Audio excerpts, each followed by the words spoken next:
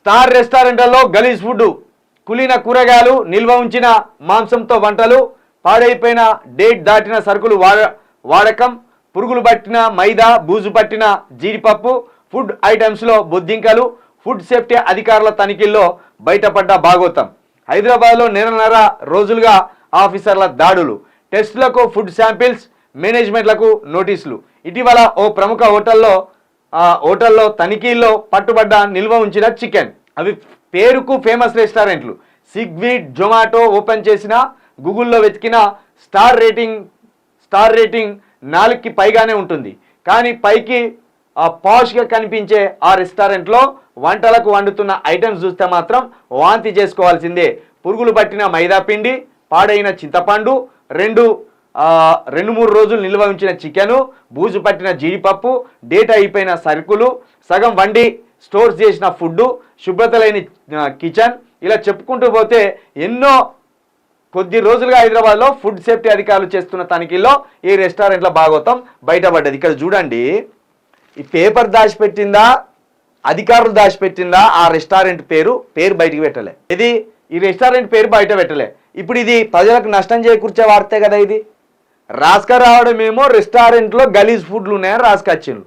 మరి ఏ రెస్టారెంట్లో గలీజ్ ఫుడ్ ఉన్నదన్న పేరు రాయకపోతే ఆ రెస్టారెంట్ యాజమాన్యాన్ని, ఆ రెస్టారెంట్ని మీరే దాచిపెడుతున్నట్టు కదా. ఇప్పుడు ఇక్కడ మా పక్కన కృతింగా ఉన్నది. మేము అట్లా పోయినప్పుడల్లా ప్రతిరోజు అడుగుతున్నాం, ప్రతిరోజు చెక్ చేస్తాను. ఏదైనా దొరకాలి వీళ్ళ చెమడాలు ఇస్తామని చూస్తాం. మనం ఏంటంటే ఇలాంటి మహానగరాల్లో, హైదరాబాద్ లాంటి మహానగరాల్లో వండుకోవడానికి కూడా తీరిక ఉండదు. బ్యాచిలర్స్ కావచ్చు, ఉద్యోగస్తులకు కావచ్చు. మధ్యాహ్నం ఫుడ్ పెట్టుకొచ్చుకుందామంటే కూడా ఉదయం సమయం సరిపోదు. దానివల్ల దొరికింది ఏదో తింటా అంటాం రెస్టారెంట్లల్లో. అలాంటి రెస్టారెంట్లో ఇలాంటివి ఉన్నది కథ. కాబట్టి హైదరాబాద్ రెస్టారెంట్లో ఫుడ్ తిందామంటే భయం అవుతుంది. ఇంకా దరిద్రం ఏంటంటే ఇక్కడ ఈ హైదరాబాద్లో మేజర్ రెస్టారెంట్స్ అంతా ఆంధ్రోళ్ళును ఇప్పుడు అస్సాం నుండి వచ్చి పని చేస్తాను కొందరు. అస్సాము, ఒరిస్సా వీళ్ళు చేస్తాను. ఈ ఒరిస్సోళ్ళు నీట్గా ఉండరు. నువ్వు ఒక్కసారి ఆంధ్రప్రదేశ్ దాటిందంటే అటంతా కంపు. ఒరిస్సా కావచ్చు, అస్సాం కావచ్చు, కలకత్తా కావచ్చు, ఇవన్నీ కంపు మనుషులు. అసలు స్నానాలు కూడా చేయరు వీళ్ళు రెస్టారెంట్లో చూస్తే వీళ్ళ మొక్కలు చూస్తేనే అర్థమైపోతుంది. స్నానం చేయకుంటేనే వచ్చినట్టు కనబడతారు. వాళ్ళే మనుషులు అట్లున్నారంటే ఫుడ్ కూడా వాళ్ళకి తగ్గట్టుగానే ఇట్లున్నదట. దయచేసి ఈ రెస్టారెంట్ పేర్లు రాస్తే మీరు ప్రజలకు కొంత జాగ్రత్త చెప్పిన వాళ్ళు అవుతారు, ప్రజలకు లాభం చేకూర్చిన వాళ్ళు అవుతారు.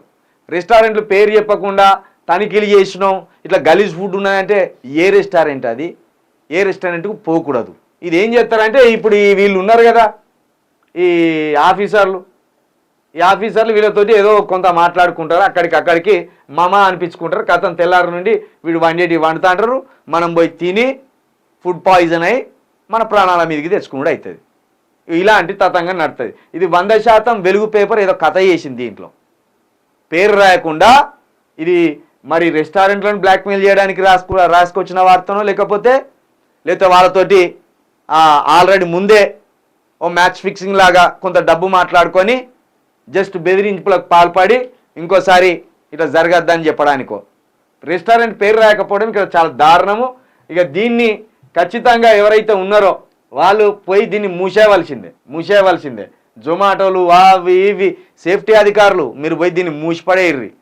ప్రతిరోజుకి హైదరాబాద్లో ఇలాంటి 100ల కొద్ది అవుతున్నాయి. ఆ రెస్టారెంట్ల మీద నిఘా పెట్టండి.